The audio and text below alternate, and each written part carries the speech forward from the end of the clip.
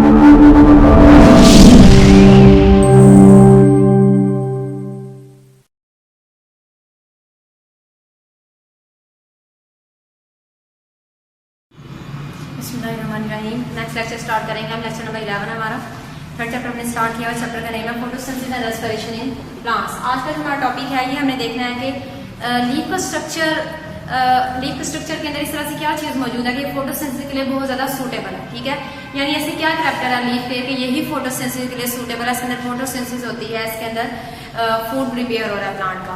तो इसके कुछ हमारे पास इंपॉर्टेंट यहाँ पे पॉइंट्स हमने लिख लिए हैं, कौन कौन से इसके स्ट्रक्चर के अंदर इस तरह के फीचर्स हैं जो कि फोटोसिंथेसिस के लिए बहुत ज़्यादा सूटेबल है। नंबर 1 पे हम बात करते हैं इसकी, अगर शेप की बात करें लीफ की, कि एक तो इसकी जो शेप होती है बहुत फ्लैट होती है। ब्लेड है जो इसकी, यानी जो इसकी शेप है बहुत फ्लैट होती है, चिपटे होते हैं लीव्स। ठीक है, जितनी उसकी फ्लैट होगी शेप उतनी मैक्सिमम लाइट वो एब्जॉर्ब करेगा। यानी अगर हम इसकी बात करते हैं, यहाँ पे सबसे पहला हमारे पास पॉइंट है, हमने बात की है लीफ की शेप की। तो ये हमारे पास अगर एक लीफ है, ठीक है, इसकी जो शेप है उसके ऊपर सबसे पहले डिपेंड करता है। फ्लैट ब्लेड है, चिट्टा सा है, और इसके ऊपर फिर उससे क्या होता है, ये मैक्सिमम लाइट इसके ऊपर फॉल करती है और ये उस लाइट को एब्जॉर्ब करता है। ठीक है, सबसे पहला पॉइंट हमारे पास ये होगा इसकी शेप का। उसके बाद दूसरी चीज कि जो लीव्स होते हैं बहुत थीन होते हैं। ठीक है, अगर हमने देखे हैं, आप सबने लीव्स देखे हुए हैं, बहुत पतले से होते हैं, थीन होते हैं, बहुत इजीली रप्चर हो जाते हैं, टूट जाते हैं। ठीक है, बहुत थीन होते हैं लीव। तो जब ये थीन है, बहुत पतले से हैं, तो जो इजीली कार्बन डाइऑक्साइड है या दूसरी गैसेज हैं जिनका एक्सचेंज हो रहा है लीव्स के जरिए से, वो इजीली जो इसके इनर पार्ट्स हैं वहां तक पहुंच जाते हैं। ठीक है, कार्बन डाइऑक्साइड की अगर हम बात करें या लाइट की बात करें, जो इसके इनर सेल है वहां तक बहुत आसानी से ये पहुंच जाते हैं। नेक्स्ट हमारे पास तीसरा पॉइंट है, इसके अंदर लार्ज नंबर ऑफ स्ट्रोमेटा होते हैं। लोअर एपिडर्मिस के अंदर हमने ये कहा था दो इसकी एपिडर्मिस होती है, एक अपर एपिडर्मिस है, एक लोअर एपिडर्मिस है। इसकी लोअर एपिडर्मिस है, उसके अंदर लार्ज नंबर ऑफ स्ट्रोमेटा है, और ये स्ट्रोमेटा किस लिए मौजूद होते हैं वहां पे, गैसों के तबादले के लिए। They are meant for gaseous exchange. Gas कौन कौन सी गैसें हैं यहाँ पे, कार्बन डाइऑक्साइड का एक्सचेंज हो रहा है, यहाँ पे ऑक्सीजन का एक्सचेंज हो रहा है, और वाटर वेपर्स का एक्सचेंज हो रहा है। तो ये भी एक इसके लिए एक सूटेबल इसका फीचर है फोटोसिंथेसिस के लिए, कि इसके जरिए से गैसों का तबादला भी होता रहता है। नेक्स्ट हमारे पास पॉइंट है वो है मेसोफिल सेल। मेसोफिल सेल, इसके अंदर इस तरह के सेल्स हैं जिनके अंदर वो ग्रीन कलर का पिगमेंट होता है जो कि फोटोसिंथेसिस के लिए जरूरी है। तो ये भी एक इसका एक अहम हिस्सा है लीफ का, और ये फूड प्रिपेयर करता है क्योंकि इसी के अंदर बेसिकली ग्रीन कलर का पिगमेंट है जो कि सनलाइट को ट्रैप करता है। नेक्स्ट हमारे पास है वास्कुलर बंडल, एक इसका इंपॉर्टेंट यहाँ पे हमारे पास फीचर आ जाता है। इसके स्ट्रक्चर के अंदर ये चीज मौजूद होती है, वास्कुलर बंडल्स। वास्कुलर बंडल्स अब क्या करते हैं, ये जितनी भी फूड लीफ के अंदर प्रिपेयर हो रही है या जो भी वाटर अब्सॉर्ब कर रही हैं प्लांट रूट्स के जरिए से, उस वाटर को और उस फूड को कंडक्ट करता है, उसे ट्रांसपोर्ट करता है सारे बॉडी पार्ट्स तक। दो तरह के इसके अंदर होते हैं हमारे पास टिश्यूज वास्कुलर बंडल में। जाइलम टिश्यूज है, ये क्या करते हैं, they are meant for conduction of water, and phloem tissues these are meant for conduction of food. तो ये दो तरह के टिश्यूज होते हैं। इसके अंदर ये वास्कुलर बंडल्स की बात कर रहे हैं, लीफ के सेंटर में ये स्ट्रक्चर मौजूद होता है।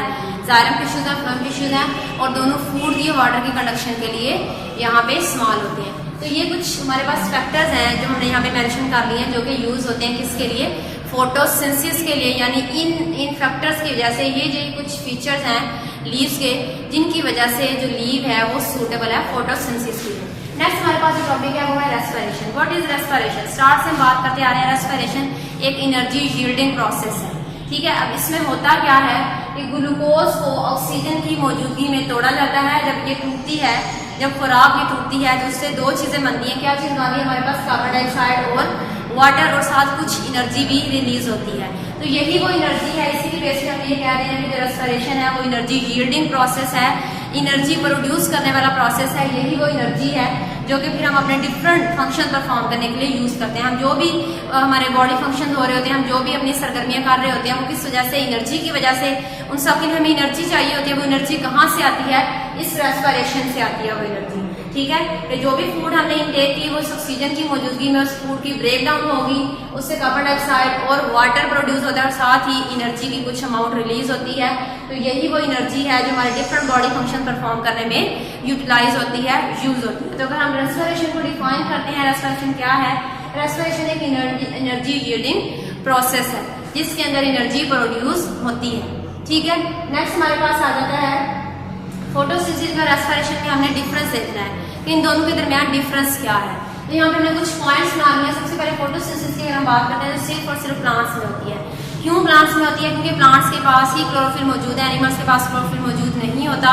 क्लोरोफिल वो ग्रीन कलर का पिगमेंट है जो एनर्जी ट्रैप करता है और फिर उसके जरिए से खुराक तैयार करने में मदद करता है। तो जो फोटोसिंथेसिस है वो सिर्फ और सिर्फ प्लांट्स के अंदर होगी, एनिमल्स के अंदर नहीं होती। लेकिन अगर रेस्पिरेशन की बात करते हैं, रेस्पिरेशन प्लांट्स में भी होती है और एनिमल्स में भी होती है। दोनों तरह के लिविंग ऑर्गेनिजम्स में हो रही है। नेक्स्ट हमारे पास है फोटोसिंथेसिस की अगर बात करते हैं, फूड मेकिंग प्रोसेस है, इसमें खुराक तैयार होती है। लेकिन जो रेस्पिरेशन है ये फूड यूजिंग प्रोसेस है, इसमें जो भी खुराक हमें दी थी उसको यूज कर लिया और इससे एनर्जी प्रोड्यूस कर ली। ठीक है, तो रेस्पिरेशन फूड यूजिंग प्रोसेस है, इसमें फूड बनता नहीं है, इस्तेमाल होता है। Next third point, photosynthesis trap energy to produce glucose. ठीक है, क्योंकि प्लांट्स के पास क्लोरोफिल मौजूद है, वो एनर्जी को ट्रैप करता है और उससे अपनी खुराक तैयार कर लेता है, ग्लूकोज बन जाता है। रेस्पिरेशन क्या है? ग्लूकोज को तोड़ता है। ये यहाँ पे ये अमल ग्लूकोज को तोड़ने के लिए इस्तेमाल होता है ताकि एनर्जी प्रोड्यूस हो। अभी यहाँ पे हमने बात की है कि ऑक्सीजन की मौजूदगी में इस ग्लूकोज को तोड़ा जाएगा और कार्बन डाइऑक्साइड और वाटर बनेंगे, साथ एनर्जी भी रिलीज होती है। तो ये ग्लूकोज ब्रेकिंग प्रोसेस है रेस्पिरेशन। ठीक है, फोटोसिंथेसिस नेक्स्ट यहाँ पे हमने इक्वेशन इसकी लिख लिया क्या है, कार्बन डाइऑक्साइड और वाटर दोनों मिलते हैं किसकी प्रेजेंस में? सनलाइट और यहाँ पे क्लोरोफिल की मौजूदगी में मिलेंगे, क्या बन जाता है? इससे ग्लूकोज और ऑक्सीजन इससे प्रोड्यूस हो रहे हैं। ठीक है, अगर रेस्पिरेशन की बात करते हैं तो ग्लूकोज की ब्रेकडाउन हो रही है ऑक्सीजन की प्रेजेंस में और उसके नतीजे में क्या बन रहा है? कार्बन डाइऑक्साइड प्लस वाटर और इसके साथ हमारे पास यहाँ पे एनर्जी भी बन रही है। ठीक है, एनर्जी भी वहां पे रिलीज होती है जिसे हम यूज कर लेते हैं। नेक्स्ट फोटोसिंथेसिस जो है वो क्लोरोप्लास्ट के अंदर होती है, सिर्फ और सिर्फ प्लांट सेल में होती है। प्लांट सेल के क्लोरोप्लास्ट में अगर रेस्पिरेशन की बात करते हैं तो ये माइटोकॉन्ड्रिया में होते हैं, प्लांट सेल में भी और एनिमल सेल में भी। ठीक है, और अगर हम बात करते हैं फोटोसिंथेसिस की तो ये सिर्फ और सिर्फ दिन के टाइम पे हो रही होती है, जब स्टोमेटा ओपन होते हैं, जब गैसेस एक्सचेंज हो रहा होता है। हमने बात की थी स्टोमेटा की कि जो उनके गार्ड सेल्स होते हैं, जैसे उसके अंदर वाटर एंटर होता है तो वो खुल जाते हैं, दरमियान में इस तरह से एक सुराख था, स्टोमा था, वो ओपन हो जाता है। ठीक है, ये हमने कहा था डे टाइम हो रहा है। ड्यूरिंग नाइट टाइम उनके अंदर से जैसे ही वाटर निकल जाता है तो वो एक दूसरे के साथ मिल जाते हैं, गार्ड सेल्स की दीवारें फ्लैसिड हो जाते हैं तो वो स्टोमा क्लोज हो जाता है। ठीक है, ये पहले हमने पढ़ लिया दोनों। तो यहाँ पे हम यही बात कर रहे हैं फोटोसिंथेसिस की। ड्यूरिंग डे टाइम फोटोसिंथेसिस हो रही होती है जब स्टोमेटा ओपन होते हैं, जब गैसेस एक्सचेंज हो रहा होता है। लेकिन अगर रेस्पिरेशन की हम बात करें तो ये दिन के टाइम पे भी हो रही होती है, ये रात के टाइम पे भी हो रही होती है। अच्छा, यहाँ पे रेस्पिरेशन की अगर हम बात करते हैं, क्योंकि ये रात के टाइम भी हो रही है, रात के टाइम तो फोटोसिंथेसिस नहीं हो रही, मतलब ऑक्सीजन नहीं बन रही, रेस्पिरेशन हो रही है। तो ये आपके पास यहाँ पे बुक के अंदर मेंशन है, एक छोटा सा साइड बॉक्स बना हुआ है कि क्यों मना किया जाता है कि रात को दरख्तों के नीचे नहीं सोना चाहिए। ऐसा क्यों है?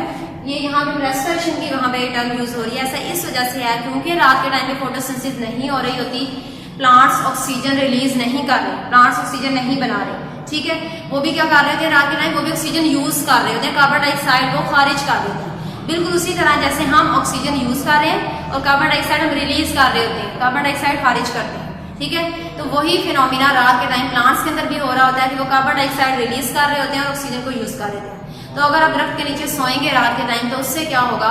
क्योंकि आप भी कार्बन डाइऑक्साइड रिलीज कर रहे हैं सांस लेने से और रेस्पिरेशन प्लांट्स के अंदर भी हो रही है, वहां से भी कार्बन डाइऑक्साइड खारिज हो रही है, तो उससे क्या होगा? सफोकेशन हो जाती है, बहुत ज्यादा कार्बन डाइऑक्साइड हो जाएगी वहां पे, तो आपका सांस भी बंद हो सकता है। ठीक है, उससे डेथ भी हो सकती है, सफोकेशन हो जाती है। तो उस वजह से मना किया जाता है कि रात के टाइम पे दरख्तों के नीचे नहीं सोना चाहिए, क्योंकि जो रेस्पिरेशन का अमल है वो दिन के टाइम पे भी हो रहा होता है, रात के टाइम पे भी हो रहा होता है। लेकिन जो फोटोसिंथेसिस है ये सिर्फ और सिर्फ सनलाइट की प्रेजेंस में होगी, जब स्टोमेटा ओपन होंगे, और ये सिर्फ और सिर्फ दिन के टाइम पे ही होता है ये प्रोसेस। ठीक है, तो ये था आज का हमारा टॉपिक। यहाँ पे हमारा चैप्टर खत्म हो गया है। नेक्स्ट मजीद आप क्लियर हो जाए उसके लिए आप बुक से भी एक बार रीडिंग करिएगा।